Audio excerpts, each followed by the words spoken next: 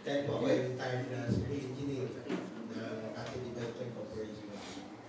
Pero active pa rin po ako sa ngayon.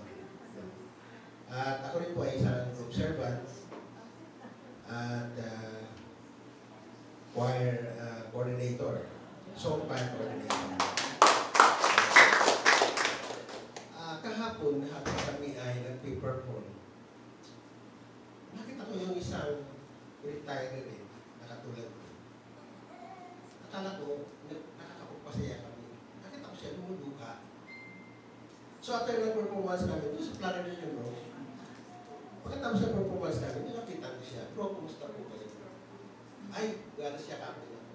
Bro, alam mo, nung nag-perform ka, naluluha ako.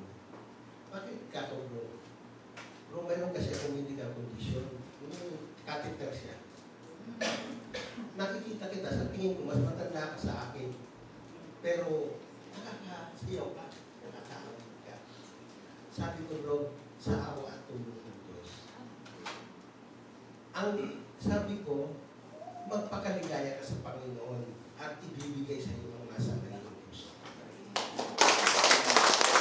Ang hindi alam ng marami, ako po ay may severe medical condition.